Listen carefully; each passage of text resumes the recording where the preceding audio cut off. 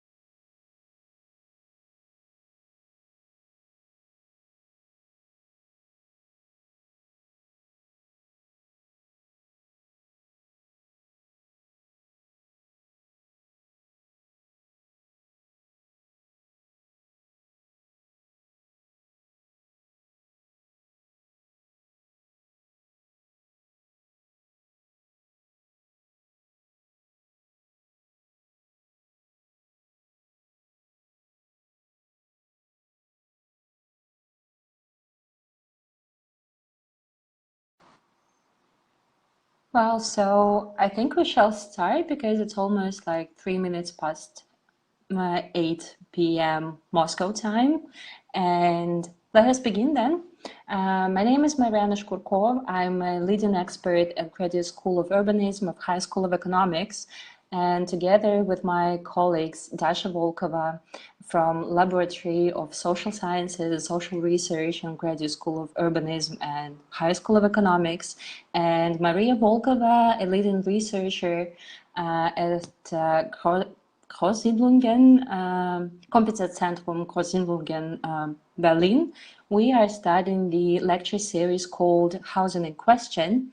And before going to our today's guest, Professor Dr. Daniela Zupan from Bauhaus-Universität Weimar, let us just elaborate a bit more about the title of the series.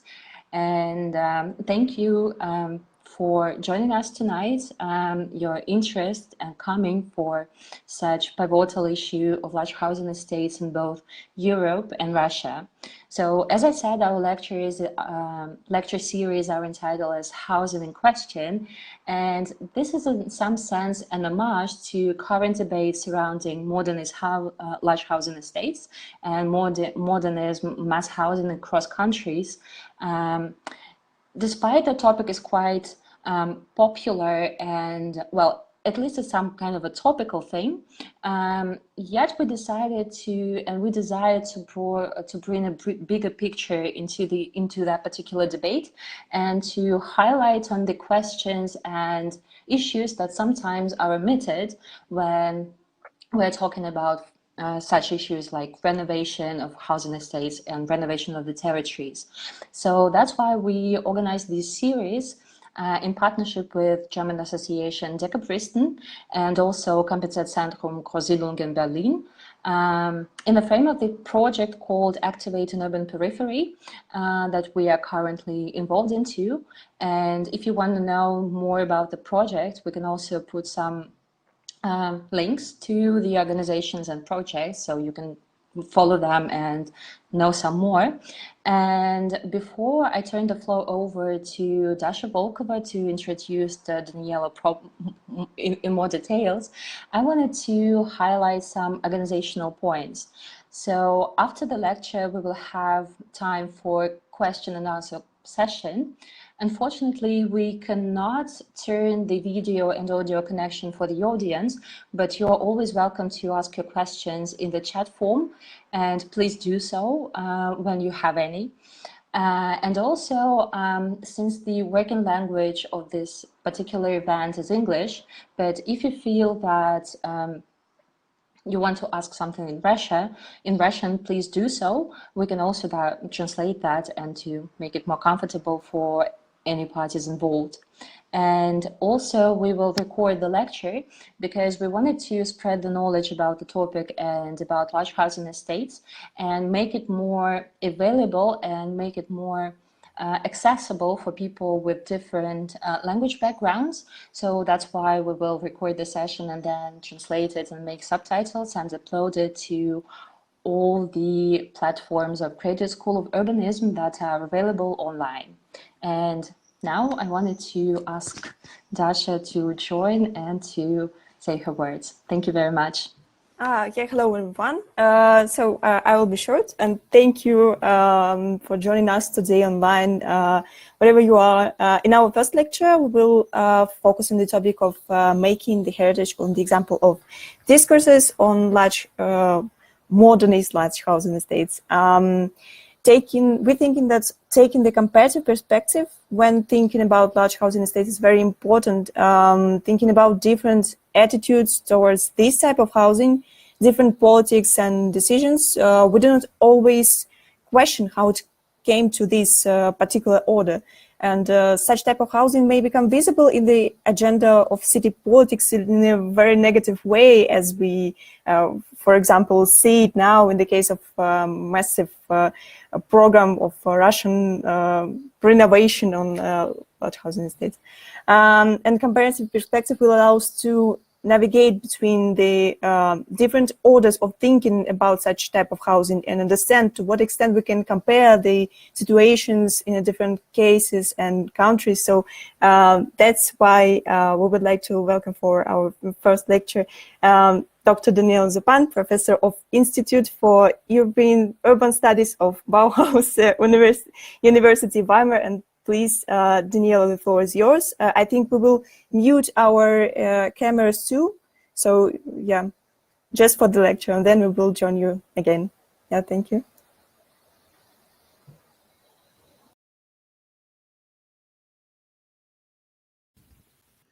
So hello all, can you hear me or not? Maybe you can give me a sign like in the chat.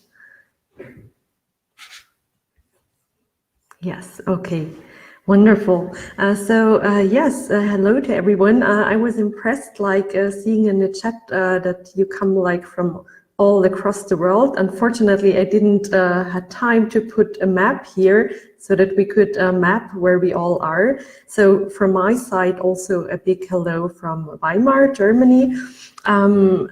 Dasha already introduced me, so I don't have to do that. I want to thank the organizers, Dasha and Mariana, for organizing this whole lecture series and for inviting me as a speaker here.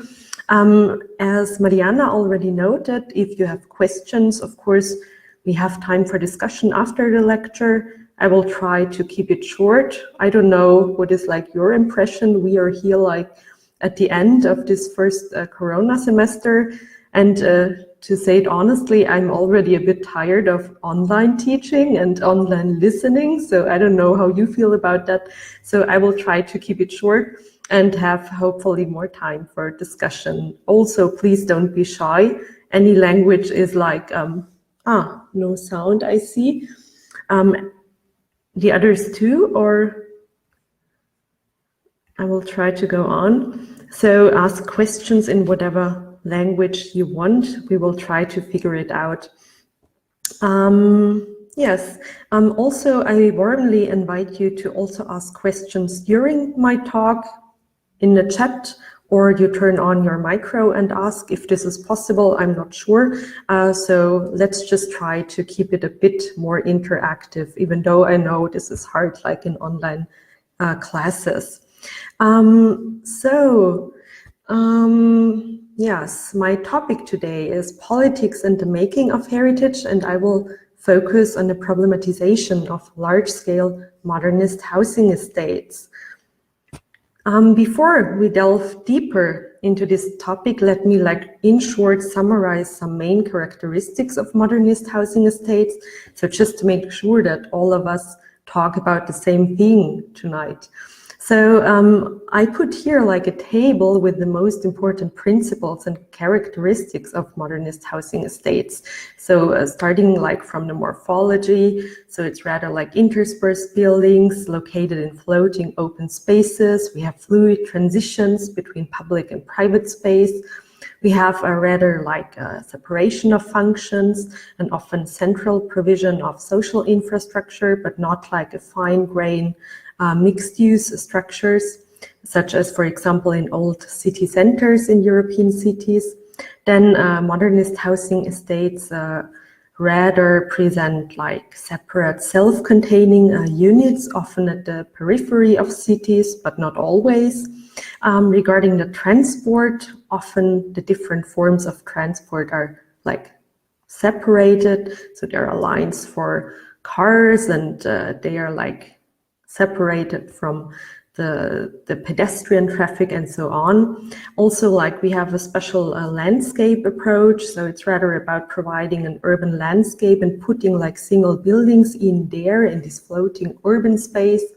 And if we look like more on the planning process, then most of the time, like these modernist housing estates were implemented in rather technocratic planning processes.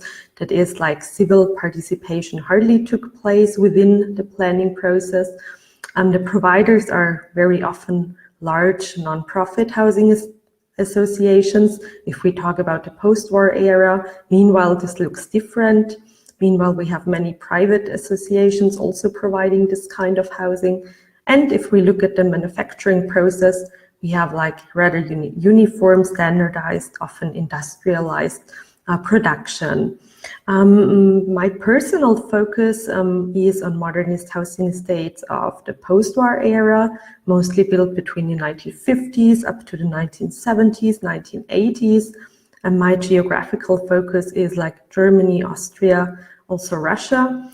But today I will try to like bring examples from all these cases and to discuss like the topic of modernist housing estates a bit more broadly. Here you see some built examples of large modernist housing estates.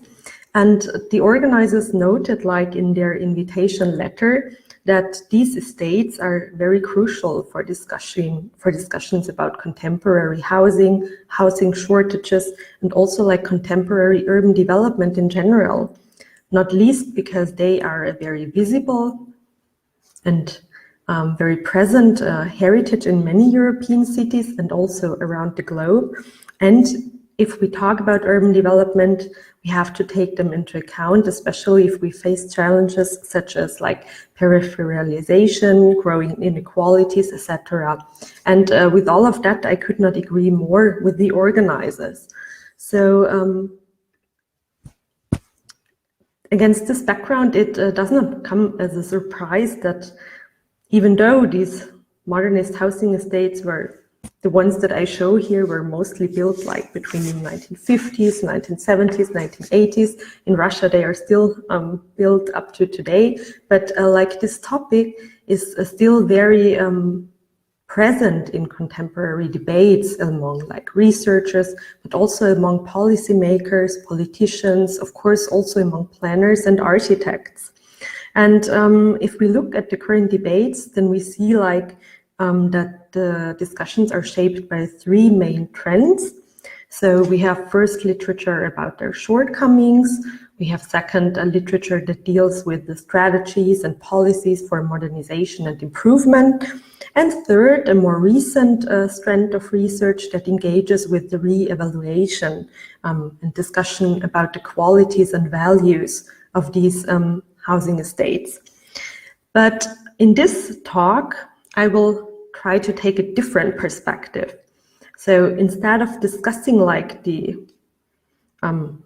ostensible or actual failures, the shortcomings, or the potential of this urban heritage, I want to draw attention to the following question. So how did it come that modernist housing estates were perceived as a problem in the first place? So how was this crisis of modernist housing constructed? How did it come about? So I will try to challenge like the often taken for granted assumption that these estates present a problem per se, and I will try to do so by looking at how this perception, how this problem or problematization emerged. But before we delve deeper into this question, let's have first like a closer look at these three topics within current debates. First, we have like debates about shortcomings in large-scale modernist housing estates. And this debate started quite early, like in the 1960s. And the shortcomings that were identified since then are very well known. You know them. They are, for example, the lack of infrastructure provisions or the lack of social and cultural infrastructure, of public transport, of playgrounds, of spaces for teenagers, etc. The monofunctionality of many of these estates, so often they only host like housing and not other like functions such as work, etc. They also became known as sleeping towns. They are also criticized for their sterile and monotonous architecture or because of their structural weaknesses and damages. So, for example, resulting from the weak construction materials, etc. Others add issues such as that these estates like trigger social conflicts or communicative impoverishment. So there is a whole branch of literature that only deals like with these shortcomings. Maybe if some of you have ideas or want to add some shortcomings that I forgot to mention here, maybe you can put them into the chat if you want. Maybe also like typical shortcomings that are discussed in your context and that do not appear here. I would be very interested in. Subsequently, like discussing all these shortcomings, in many contexts, these estates like became known as like failed experiments, and researchers tried to intensively discuss the reasons for this failure. Here you see, for example, a book by James Scott, who engages like with the failure of what he calls high modernism. Exactly, the lots of in-between space which are not used effectively is also a very prominent shortcoming that is discussed a lot. Thanks. Maybe if other things come to your mind, you can simply add them here in the chat. Then second, the second strand of research engages with ways how to improve and modernize these estates. So this line is more concerned with planning approaches. And also, like, we see a wealth of literature that has been produced over the last decades about the mechanisms, the strategies, and the principles, also about best practices of revitalization of these estates. Also often comprising, like, for example, attempts to demolish these structures, also like from sensitive renewal, reconstruction, etc. Here you just see the cover of one of the largest federal programs undertaken in Germany, the Stadtumbau Ost, which dealt like mostly with how to reconstruct and renew these buildings. I see, in the context of Soviet Central Asia, not suiting local climate.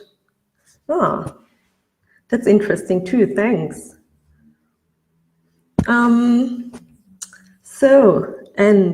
Finally, the third debate is like gaining traction rather recently, and this one seeks to reevaluate these structures. So they try to discuss like their qualities, their values, why these structures are worth preserving, and why some of them mention that they might also become like monuments, or some of them might become like monuments, and we need like selection mechanisms to find out how to deal with these wealths of urban structures.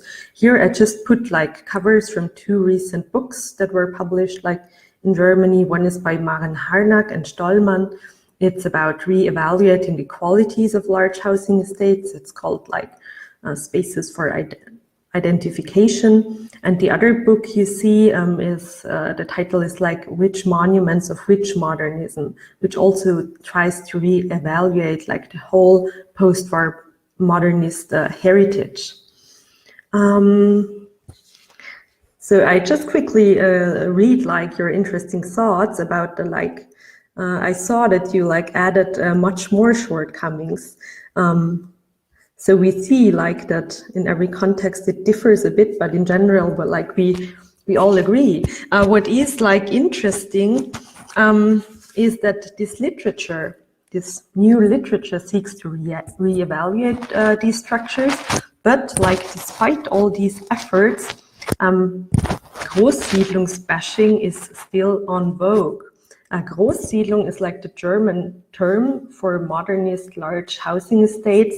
And so here the researcher and publicist Wolfgang Kiel noted that this bashing, despite all these efforts, is still very much common, and they still have a pretty bad image, like in many contexts, not least in Germany, for example. So my aim is to contribute to this third debate about the re-evaluation of this structure, but my focus is rather to question like the socio-political and the discursive problematization of these estates. So what do I mean here? Let me like in short explain. Oh, that's good. I will come to pretty go in a couple of slides. Large-scale modernist housing estates are a phenomenon that, like, all of us know, and all of us, we perceive it in a certain way, and we are used to see them as a problem, so as a rather problematic urban heritage. And usually, like, we take our knowledge for granted. That is, like, we don't ask ourselves how this understanding actually developed, by which trends or forces or politics it was shaped, and also if it could be otherwise. So, but today I try to invite you to look behind what seems so obvious and to question not only if these structures have some qualities, some positive qualities, and are worth of re-evaluation, but to question ourselves and question like our perceptions of these estates, and ask why do we perceive them the way we do? What shaped like the evolution of our perception, consciously and unconsciously? So what might be hidden in our perceptions, and what is inscribed into them? And so I hope that I will be able to convince you that we should all like reconsider our perception by understanding better how it came into being. So in short, I will reconstruct how this common perception of these estates as a problem evolved over the last decades. And instead of starting from the common assumption that they present a problem, I rather aim to answer the following questions. How was the perception of a crisis of post-war modernist housing constructed in the first place?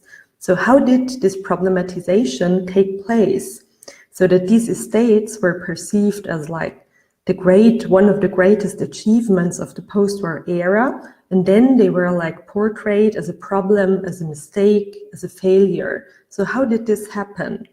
And I hope to show that the problematization, that is like the process through which they were depicted as a problem, that this process was not so much linked to the built structures per se, but like to political factors, to political reasons. And that is, I argued that the discreditation of these estates was driven rather by exogenous political dynamics and not so much by their qualities, build qualities and quantities. Of course, you could ask why it is important to ask these questions. Because like the way we perceive this heritage is pretty crucial for the way we treat it today. So the question of sensitive renewal, of reconstruction or infill development, or such as in the case of Moscow today, the demolition, depends also on how we evaluate these structures, which values we assign to them. And in Germany, for example, up until today, many renewal plans seek to transform these estates quite profoundly. That is, they do not seek to somehow preserve their inherent qualities. So, for example, the landscape approach, these floating landscapes, low densities, etc. But they rather try to transform it, these estates, into like dense, mixed-use neighborhoods based on other role models. Such, for example, here the quote of a German urban planner, Andreas Feldkeller, who still argues that you have to re-urbanize all of these structures. So instead of preserving their inherent qualities, it's still like common to try to fundamentally change them. But there are also like some, like you see on the right side, that want like justice for the periphery and that really try to seek to preserve the inherent qualities in these estates. Here it's an example like from Austria. So I think that if we really want to acknowledge these structures and work towards their preservation and sensitive renewal, and I personally think we should do that, not least because of sustainable development goals and because we know from our history that our perceptions are changing all over the time and will continue to change in the future. So, and before we can do so, we first have to find out what happened to these estates and what is hidden in the current perception. So finally, we come to the structure of today's talk. First, I will look at modernist housing estates through the lens of urban heritage. So I will quickly outline what I understand as urban heritage and draw attention to the process-based understanding of it. I will then very shortly introduce a framework for engaging with the questions how this urban heritage is and was negotiated. Here I build on the work of Michel Foucault on problematization. And then I will try to reconstruct in short how the crisis of modernist housing estates was constructed, so to say, was socially constructed. And here I will draw attention to political factors. Finally, I will give a short summary and outlook and question if the political factors that brought about this perception are still valid or if we already perceive them differently. So let's start. Defining heritage. Well, the first thing that comes to our mind when we talk about heritage are often like buildings, mostly historical old buildings. But over the last 3 decades or so, like the international research community has widely agreed on an understanding and the definition of heritage as a socially constructed process.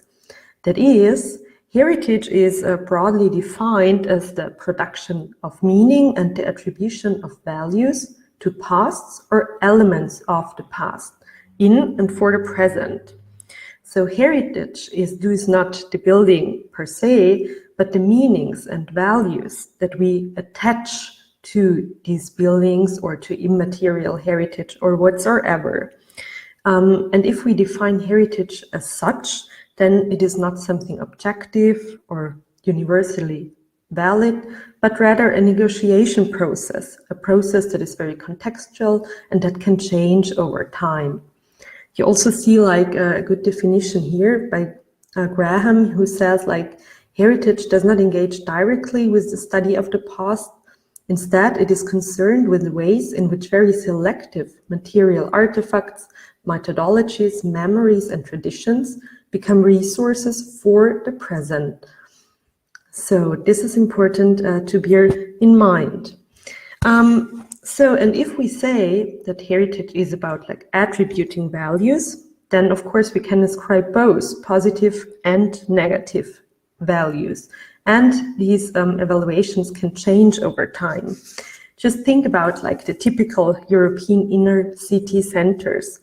So not so long ago, in the middle of the 20th century, and actually during much of the 20th century, these areas, the inner city cores, were regarded like as the bad areas of European cities where the poor, the old, and the unemployed lived. In contrast, modernism was interpreted as a cure to many of the problems of like these inner city structures.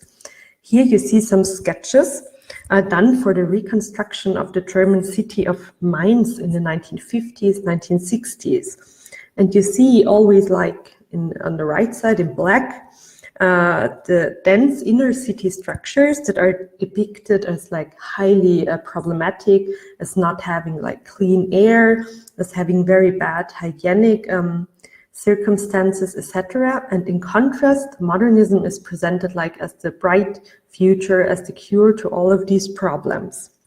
And since then, we know this pretty well, this picture has like changed profoundly. So meanwhile, inner city structures have been re-evaluated tremendously and even present like, are among like the most highly evaluated structures of European cities, for example.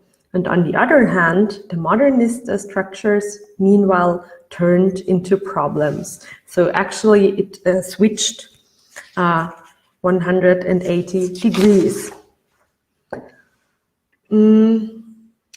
So how then can we look into what happened in this process, in this shift of perceptions from bad into good and the other way around? So how valuation processes shift over time.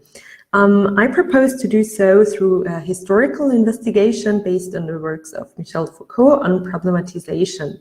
That is, simply put, the analysis how and why certain things, phenomena, processes, etc. became a problem. So actually these studies try to trace how specific practices and debates and discourses shaped our perception and changed it. So and I personally use like discourse analysis for that, understanding with Foucault that discourses co-constitute reality. They shape our knowledge, they determine in any kind of society what we regard as important, as unimportant, as true, as false, as normal, abnormal, and also like what we regard as a problem or not. And so we try to reconstruct how these problematizations evolved. And it helps us understand why and how certain perceptions became dominant. I personally am not a historian. Actually, I studied architecture and Slavic studies with the focus on Russia. And afterwards, I did my PhD in, well, let's say urban planning theory. And meanwhile, I'm like engaged broadly in urban studies. But I still undertake a lot of historical analysis, but I'm like not so much interested in the historical processes per se, but in how these processes like shape our current understandings, our perceptions, our understanding of the contemporary world. So I think that to understand the present, it is often like necessary to critically engage with our past. And in this way, like this quote by Nicholas Rose is very like helpful for me and helps guiding my research. And so I put it here because I thought it might also be, it describes very well which role like the past can play in analysis of contemporary developments. He says, historical investigations are used not for knowing, but for cutting, to disturb that which forms the very groundwork of our present, to make the given ones more strange, and to cause us to wonder at how it came to appear so natural. So from this point of perspective, we can ask how modernist housing estates were actually problematized and why this knowledge order shift, like from perceiving them as great achievements of the post-war era into portraying them as a problem, actually happened. So, let me now try to reconstruct, like in very short, how this happened. And how here we finally come to the famous Pret I Go in the US. You probably all of you know this example, like this large housing estate that was like demolished in the US in 1972. And like this event was like published in like around the globe. Here is, for example, the cover of the very famous like German planning journal, Arch Plus, which also like put on the title page this blast of this housing estate. And this event somehow became to signify the end of mass housing, and it became the signifier for the beginning of the end of the modernist paradigm in general and the discreditation of modernism. But this event was only like much later that it became the symbol of this decline. The problematization of this heritage was actually a very incremental process that happened like over several decades. And we can distinguish like three phases here. The first one is like early criticism that started already in the 1960s in many countries. A second one is debates about comprehensive reconstruction, improvement processes of these estates, and their depiction as failed experiments. This was mostly like by the end of the 1970s and then started to kick in the 1980s, 1990s. And then third, we have a transfer of this problematization to other contexts. So in the following slides, I will like go through these three phases in short. I'm happy to answer more detailed questions later and try to focus what happened and on the politics behind these processes. So let's start like with the first phase. Well, we all know that substantial criticism on modernist housing estates started like from the early 1960s onwards. For example, with the very well-known writings by Jane Jacobs, but also like very many German authors contributed to this debate. And I'm sure every one of you has like their own criticizers of modernist housing estates in your countries. I put here two German names. Besides like their very different approaches, all of them started like questioning modernism as per se, not only the housing estates, but modernist urban development and urban planning per se. And they clearly displayed like their dissatisfaction, their unease with the way the city was produced and shaped. And most importantly, their critique evolved like around the question which kind of urbanity is to be achieved. And urbanity was like defined as a process of active citizenship and participation and political participation. So far, so good. But in many contexts, such as West Germany or the US, with the writings of Jane Jacobs and many others, what happened is that a rather narrow understanding of urbanity as it was found like in a pre-modernist bourgeois city emerged. And it was concluded that modernist city making would just not allow for such kind of urbanity to emerge. Of course, there were like heavy debates on this issue. There was, for example, an influential Austrian writer, here you see him, Keinrad, who had like a different opinion on that. And he noted, for example, on concepts of reurbanization of the city of Vienna. This is just a refurbishment of the bourgeois front parlour. Servants more than ever just come in when needed for serving. So what he wanted to say is that this new understanding of urbanity was a pretty much bourgeois understanding. And he tried to criticize that, but his opinion was not shared by so many others, so he did not really gain influence, in contrast to the very well-known writers such as Jacobs, for example. So consequently, what happened is that modernist housing estates were depicted as an anti-urban phenomena. And on the other hand, the pre-modernist heritage was like step by step re-evaluated. And of course, it was like many different factors that contributed to this re-evaluation, and they differed like in the different contexts. But one interesting of them was the competition between the systems during the Cold War, because urban planning and design became like a means of political positioning during the Cold War. So while like modernist, industrialized mass housing was produced in the East and the West alike, in the West, these buildings were more and more associated with the Eastern Bloc and were as such like rejected. So for example, I put here some quotes by the West German Minister for Construction, Paul Lücke. He said that these panel houses were the built manifestations of the Soviet Union's ideal of collectivization and abolishment of private property.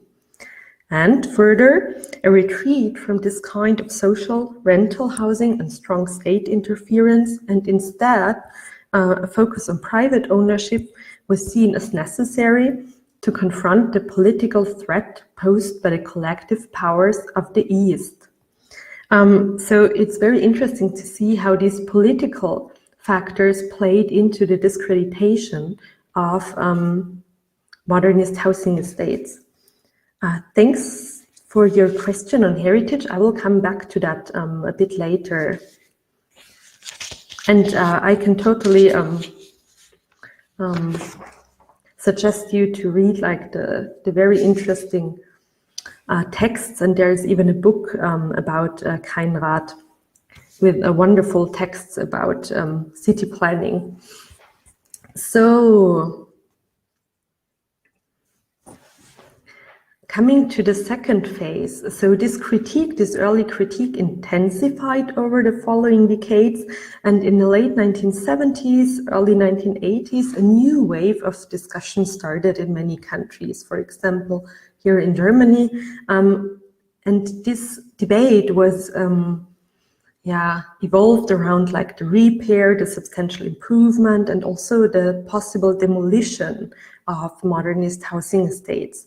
And critics asked or feared that these housing estates would become like the slums of tomorrow. And by the end of the 1980s, like many countries allocated large volumes of public money to improvement programs to improve these housing estates.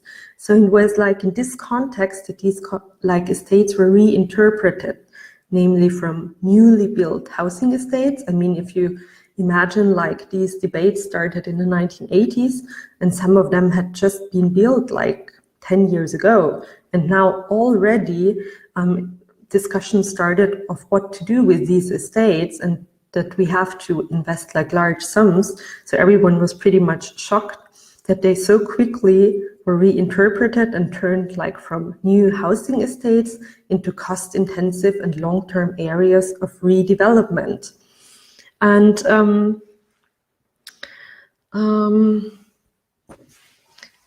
this also like went hand in hand with depicting them like as a failure and an error. Why did this happen? There were many reasons. I have put here two of them. First were housing policies. Well, in some estates, vacancies and social problems arose during the 1970s and sometimes also 1960s, 1980s. And the reasons often lay like in housing policy shortcomings. So for example, in Germany, the problem was, for example, that social housing is only accessible for those with very little money. And if modernist housing was built, the municipality assigned like only like the problem groups of society into these modernist housing estates. So there was hardly any social mixing, and this produced like, for example, problems.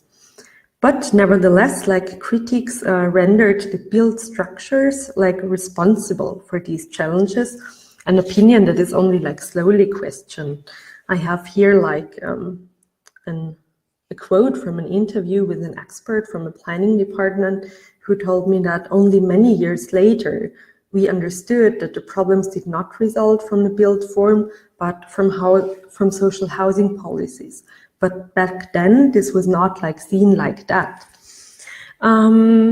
What is more, several empirical studies appeared, but actually, unfortunately, a bit too late, often like only in the 1980s. And these empirical studies warned against exaggerations and the generalization of problems that actually affected only very few housing estates. So while these problems were there, but only in a few estates, they were often generalized. And like modernist housing estates per se were like seen as a problem.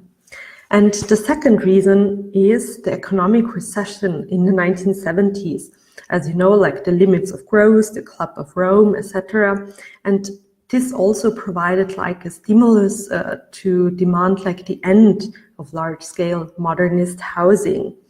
And this discreditation was also facilitated by economic liberalization. Like from the 1960s onwards, many countries like dismantled social housing and instead introduced like economic liberalization strategies. And proponents of economic liberalization, of course, advocated for freeing, so to say, the housing market from strong state interference and made use of several shortcomings of these estates to bolster their arguments. So it was in this context that the endogenous weaknesses that we discussed, like the lack of infrastructure, etc., were blended together with like exogenous factors, like in particular the negative effects of social housing policies and the broader economic crisis. And so social housing policies and modernist planning were somehow fused together in this single notion of mass housing, which was increasingly stigmatized.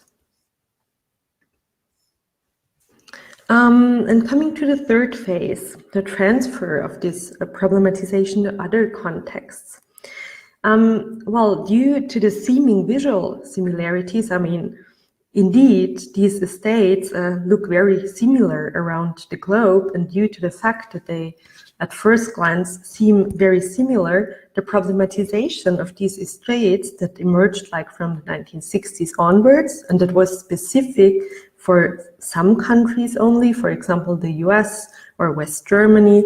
But nevertheless, this specific problematization was like considered generalizable to many other contexts.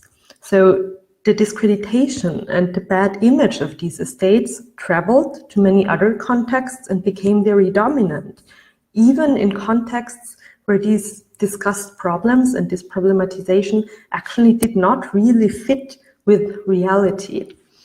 And so indeed, if you look like at the literature, you soon find that research, policy, and practice all already started from the assumption that these estates present a problem. And the absence of problems that were generally associated with them, and that happened quite often, but this was seen like as an exception in need of further explanation. And it was assumed that problems would sooner or later emerge. So for example, if you look at the case of Austria, the first study on these modernist housing estates appeared only in the 1990s. And the authors therein also clearly state what was their ambition for this study, namely not problems in Austrian housing estates, but the problematic nature and the problematic image in many of these estates, like in several countries, and therefore the fear that similar problems would now also arise like in Austria. And of course, the travel of such a bad image, as we know meanwhile by research, can also trigger itself like processes of de-evaluation. And similarly, like research also suggested that in the cities of the former Soviet Union, so with the collapse of the Soviet Union, as Siliani notes here, the whole belt of new housing estates is likely to become the slums of the early 21st century. So meanwhile, this problem had emerged and now everywhere was put in place. And of course, the travel of such imaginaries can have very real consequences. So if we quickly sum up, I wanted today to try to shed light on the politics behind the making of heritage. I tried to show how different political factors importantly contributed to the problematization of these housing estates. And I do think that what brought about the negative image, that to know why it was brought about is necessary and helpful if we want to work towards the re-evaluation of these built structures. Because only if we know what happened to these structures and we can question our perception and work against such problematization. And in this way, what we have seen is a complex and partly contingent entanglement between built form and politics. So the roots of crisis in modernist housing estates was based to a large extent on political factors rather than on the built structures themselves. And what is more, a very specific problematization that resulted from these political factors, such as economic liberalization trends, shortcomings in social housing policies, also leftist critique of strong state interference, the revival of the bourgeois city, or, for example, the competition between systems during the Cold War. So this very specific problematization became hegemonic, traveled around the globe, and even became influential in many contexts where these factors were actually not present. But what is also important to bear in mind is not only that this problematization is highly contingent and based on political factors, but that many of these political factors that brought about this problematization and that is still inherent in our perception of these estates as problems, consciously or unconsciously, are questioned meanwhile. So at least we look with different eyes on them today. So if we look, for example, on housing policies, we saw that the discreditation of modernist housing was driven a lot by the liberalization of housing policies and by the dismantling of social housing.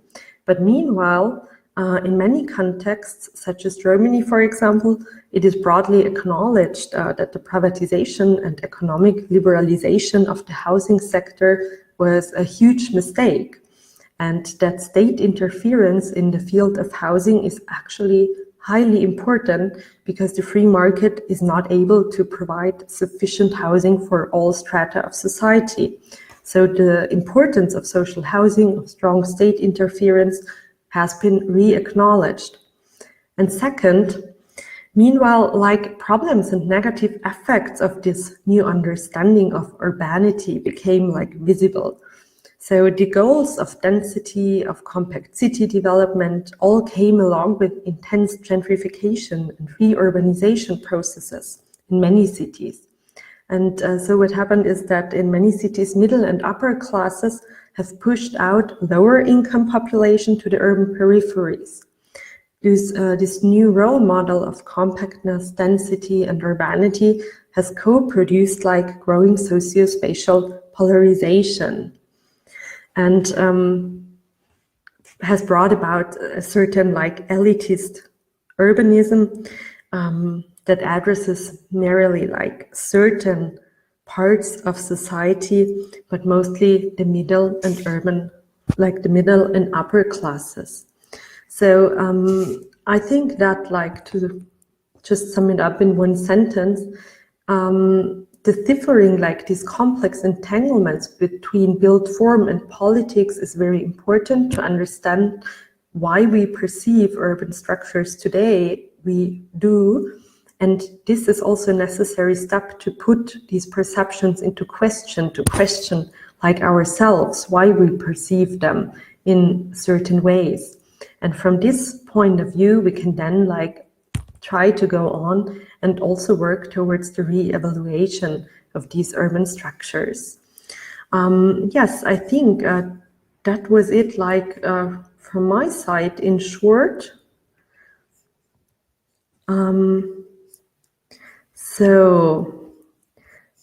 Okay, so what is heritage though? I will first try to answer this question. Let me quickly.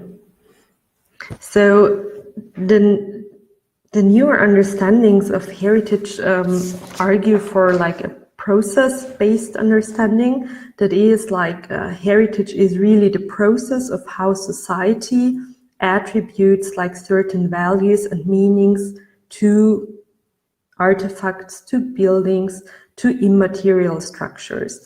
So it is like negotiation processes in society, and heritage making looks at the processes who has the power to attribute which meaning and which actor groups, for example, are able to dominate the discussion, for example, and to make something like a valuable heritage, or on the other hand, to discredit this heritage. So it's the processes of which meaning we attach to things of the past. And this is why like this process is shifting like constantly, because our society, our values, and also the power relations and the interests are shifting. I hope this answered your question. I will now read the question by Sarah. If we are to consider these high-rise buildings as urban heritage, does that mean that they should be left untouched and preserved throughout the years, despite the drawbacks mentioned earlier? No, that's so it does not mean, so if I talk about urban heritage, this does not mean that I think that all of them shall be preserved as monuments. So if we perceive something like as monuments that should be protected like monuments, like every country has its own laws of monument protection, then we should really leave them more or less untouched and preserve them. But this is not what I would strive towards, also like because it's actually impossible. It's like housing, and it's so large numbers of housing that I think it's even impossible. But what I do think what we should do is to, wait, let me come here. What I think what we should do is not to try to change them in the way that we don't respect the principles that brought them about. So the modernist principles that were underlying like their existence when they were like implemented and planned, and that we should respect these principles. For example, the idea was to have like this floating urban landscape approach and only like intersperse buildings like slabs or towers. And like in Germany, for example, many try to make lots of infill developments and to make them much more dense, but they don't take into account that their atmosphere and this, the whole milieu and the whole underlying principles are changing through this. So this is what I think should be taken into account. So not leave them untouched, but make like a sensitive renewal. So actually that's what I would argue for, simply a sensitive renewal.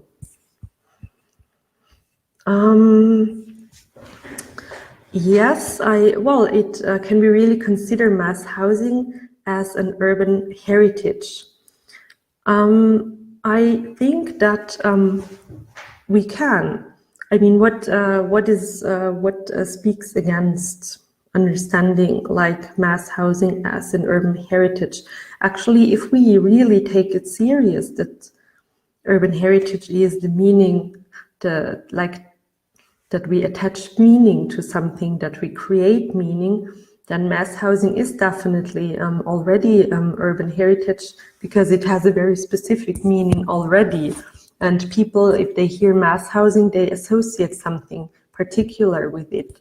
At the moment, this perception is rather negative, but I do hope that this will change, especially now in a context when we see that like the politics of our last decades with economic liberalization actually failed in many respects, and that we have to reconsider also like the political forces that brought about like this mass housing of the post-war era.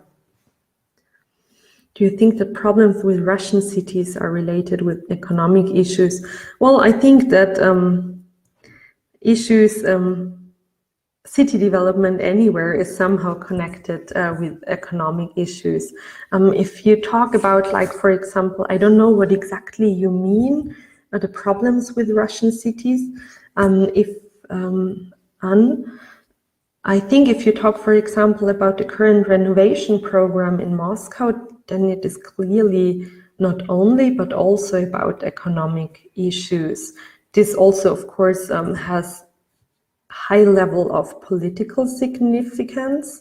So there are also like highly political issues at hand, why Sobyanin wants to demolish all these estates, but of course also economic issues. You see that if you look at what the authorities now propose like as renovation programs in Russia's regions, because there are now debates of like upscaling the Moscow renovation program. Maybe for those of you who do not know, in Moscow, like over the next 15 or 20 years, Putin and Sobyanin, the mayor of Moscow, want to demolish, I think, around 300,000 flats in Khrushchevsky buildings and rebuild them with much higher densities. And this, they call it renovation, ironically. But actually this demolition program now, they started to debate if this program might also be applied in other Russian cities. And here you see that the economic component plays a huge role, because like in Moscow, the argument is that the built structure, that their quality is so low, and partly indeed it is very low, but they don't even check if it is low enough to demolish them. They just want to demolish them and say that this is the only possible option. But when it comes to the same buildings in the regions, the same authorities who argue that they have to be demolished in the capital argue now, no, in the regions we cannot demolish them. So of course it has to do with economic and political issues mostly. How can we define social housing? What are key characteristics? Can we say, this depends a lot. So like in the German and Austrian context, if we talk about social housing, then this is mostly the housing that is implemented and developed through huge state subsidies. So for example, the state gives like loans, or the municipalities themselves like build housing themselves, and they provide like these housing either as rent or as buy option to certain income groups that have no option to find like accessible housing in the free market. But like if you talk about self-help housing, this would then be like a different definition of social housing, because like social housing is really often connected with these the state interfering in the housing market. I think there's another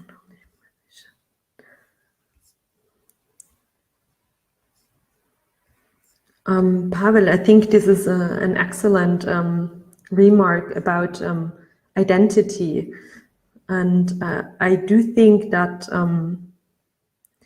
that this discreditation in many post-Soviet countries is linked a lot to the fact that everything that is like from Soviet times was discredited, especially like in the 1990s. So yes, definitely, I do think that this is a very important argument. Yes, Maria, I completely agree. All forms of housing need modernization to a certain point, and that's why I think that also for the modernist housing estates, we should work towards sensitive renewal, like we did it like for the inner city structures, and where we also like at some point acknowledged that they have some values and they are worth preserving, and but this cannot of course happen without modernization. but in a sensitive way.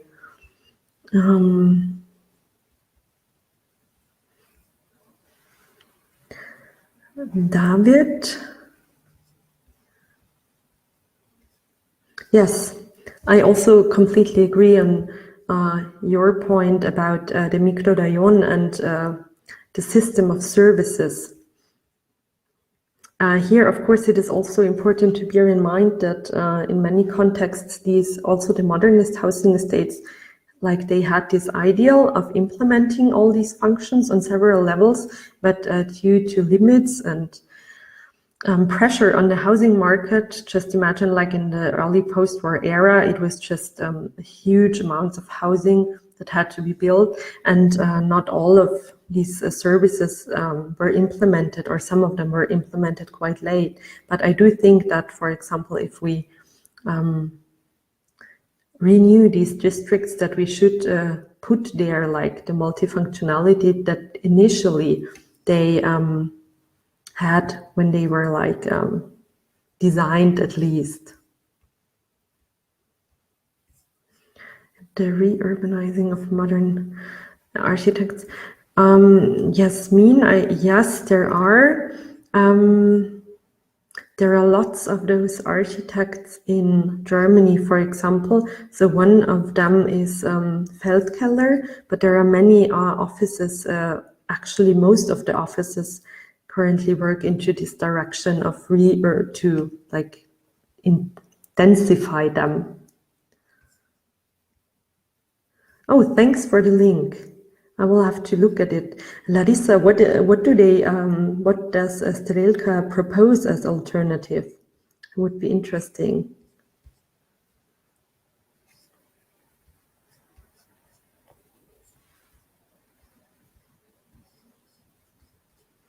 I also agree with Julia. Yeah. Exactly. I also think it needs time to be perceived as a positive heritage.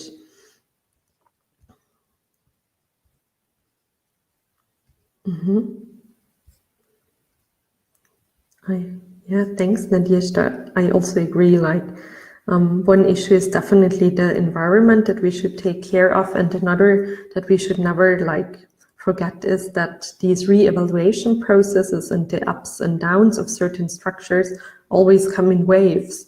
So in the 1950s and 1960s, no one could imagine that the inner city structures would ever again gain like a positive value. And now look at them, like they are the most valuable parts at the moment. So I think we also always have to bear in mind that things are changing, often even if we don't see it today at the moment coming. So yeah, thanks for this. Wonderful, you're providing like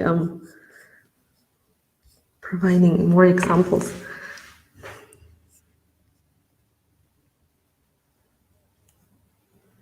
Wonderful, okay.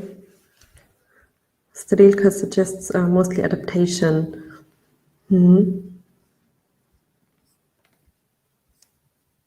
How to approach the radically dilapidated areas of mass housing of small cities without central resources.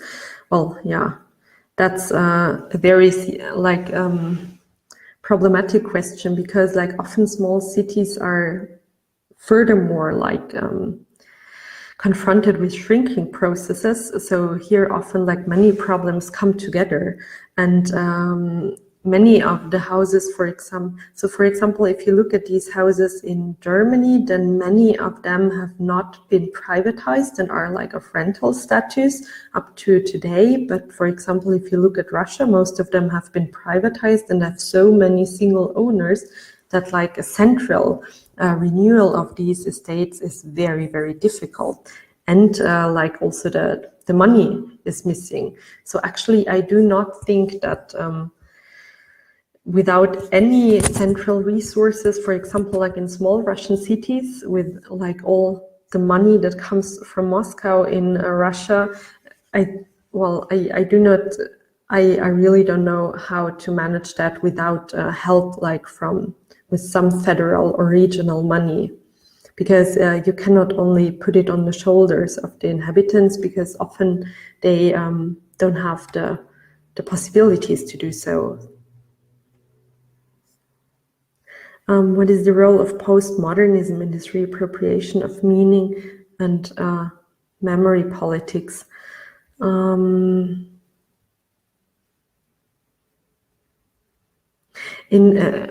What exactly do you mean, Alexandra? So, like, I mean, postmodernism grew out of the critique and the discreditation of modernism. So it was somehow an answer to it. So the critiques like came up, so to say, with postmodernism as an answer, as an antithesis to modernism. So it definitely grew out of that. I don't know if this is what you're asking for.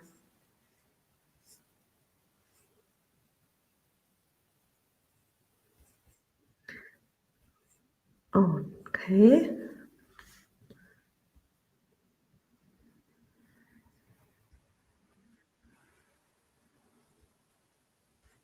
Yes, Konstantin, I completely agree. I also think it needs time, like it always does. I think it's also connected like to the generations.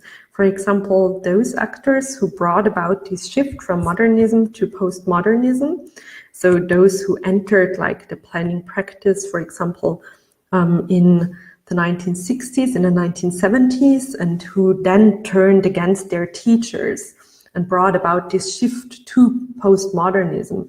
So what they fought against was modernism. And these are the people who are now like in powerful positions. But if this, like broadly told, if this generation retires and a new generation comes into like powerful positions and is able to shape also not only single projects, but also like policies in general, I think that we will notice like also a shift how we approach like modernist housing estates. And but I do think that this needs time. So yes. Daniela, what do you think? How to stop building new high terrible houses? Yeah. Well, regulate. Like the things that are currently built are not so much the outcomings of strong state interference and urban regulation, but show like the dominance of private investors who just want to have like a small plot and want to make like most money out of it, like from this small plot of land. And here it just needs like really tight building regulations that says which densities are allowed and which site, which many stories are allowed in which area. But here it's like the authorities that have to regulate this process. I think that's the only option to stop like the destruction of historic towns that we see like in many countries, like in Russia, but also Ukraine and in many others, where the economic investors, the private investors just have too much power at the moment, and often they are entangled with the political authorities, which makes for a very bad combination. Lilith writes, I also agree with the idea. Key point. Yeah, thanks to you all for your wonderful active discussion. I enjoyed it a lot. It would be even nicer if you would just be able to turn on your camera and speak out. But here I like every 2 minutes I get like the red sign with an unstable internet connection. So I very much hope that you still were able to follow me and that it was more or less that you were more or less able to hear me like constantly. And thanks a lot for your wonderful comments. Georgian experience. Actually, can we, to the organizers, can we somehow like save the presentation, not the presentation, the chat, because so many people posted like interesting links there. So I was not able to. Okay, thanks. This would be great. So thanks for all your wonderful links. I will click through them. Also, if you have any further questions, I'm sure the organizers can give you my email, or you just look me up and write me an email if you want to stay in further contact. So thanks for the organizers, and thanks to the audience for your interactive and active discussion.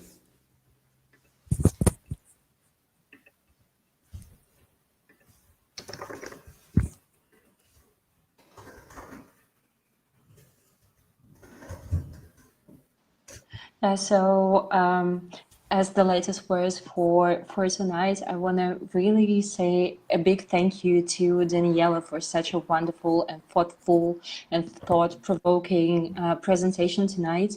I think that we all learned a lot and tried to acquire a different perspective and try to ask new questions to the topic that we are more or less heard of, but not so deeply, in some sense, involved into. And thank you very much for the audience. It was a pleasure for me to observe all of the interaction happening in the chat. And here I very much agree with Daniela that it is an amazing experience if we all just gather into a single room and have a discussion and like face-to-face conversation. We will do this in the future. Yeah. I really hope so. And thank you very much for your time. I hope everyone enjoyed this meeting tonight. And next week we are meeting with Maria Melnikova.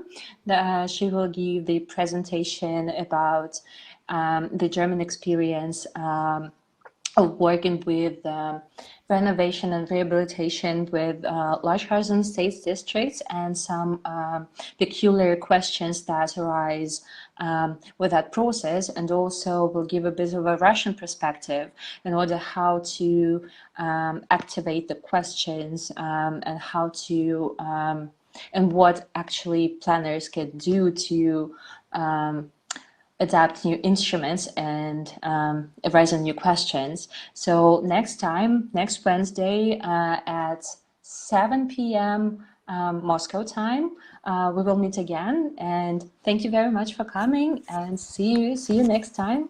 If you have any more questions, we can also contact us through our university email.